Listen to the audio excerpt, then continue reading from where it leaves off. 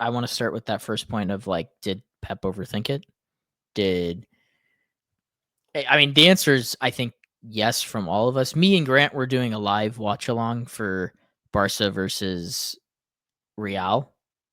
So if you want to see us get confused at VAR decision stuff, check that out. But Grant, the question's posed to you. Did Pep overthink it? And if he did, why? Yeah. In simple terms, yeah. It's a tactic that brought them to the promised land, but I think I mentioned it pretty early.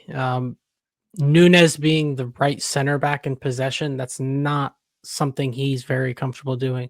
He's a midfield player who is now a right back, but that is not what he does when he plays that position. So I think that was a big difference. I don't know if Kusanov's fully fit yet. I think maybe if he's there, it's different. But even still, I think the big issue was Stones and Nunez when they lost the ball, when to press. Like they don't have that understanding because to Mila's point, they haven't done this before. This group of players haven't played like this before. Only a few of them really know what they're supposed to be doing. So there's a disconnect there. To Mila's point, it does feel like obviously not long term, but you went backwards in this game, and yeah, it didn't make sense to me. I am a little surprised. Obviously, we didn't watch the second half, but I did think they'd be able to get something out of the game still. Yeah, I mean, what did you think from that sense, Mila? Like, what happened in the second half? When did they go away from the old setup? Did they go away from it?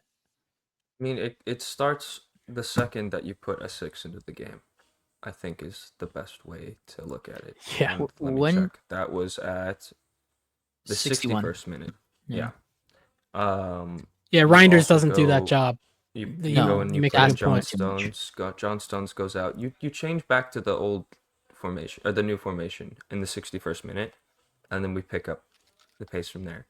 Cherokee comes in the 76th. He has a good little 15-minute cameo, 20-minute cameo. It's too late, I think, though, at that point. I think a halftime substitution sets the right message to the players, saying you guys were not good enough in the first half. We're going to fix that. And he decides to wait the 15 minutes for whatever reason. If it's the case that Nico Gonzalez couldn't play the full game, play a full half, then that's fine. But like I talked about, John Stones has played that role before. He understands Like it. starting as a 6. Yeah, start as the 6. Yeah. Try it out. He's physically better than all the options that we had out there, outside of Nico G coming off the bench. Yeah, Reinders isn't then- a physical player by any Can't do that. means. No, he's very quick and he's smart nimble. in terms of dribbling forward, and he Premier has a League little bit of 6. strength. Not winning the ball, and not in those, not against Onana and the likes of No. these other guys. Kamara, in there that Onana, it's Kamara ridiculous. midfield. Super Yeah. physical. Even McGinn, That's a long when he day. shifts in there, like he's very physical. So it's I don't get it. When you have such an understanding of the Premier League, I don't understand how this is the lineup that you choose to put out. Aston Villa at home So confusing. is a difficult And Villa place obviously to play. did Not much even just change in the for second general. half. Did they have much going forward still? Like, was there much of a threat there? Because they get their goal off a set piece of worldy from Matty Cash. But like, Gosh. what We was had there even a majority threat? of the Second? possession, Yeah. majority of the momentum. I think in the second half they have like a 5-minute spurt, and that's about it.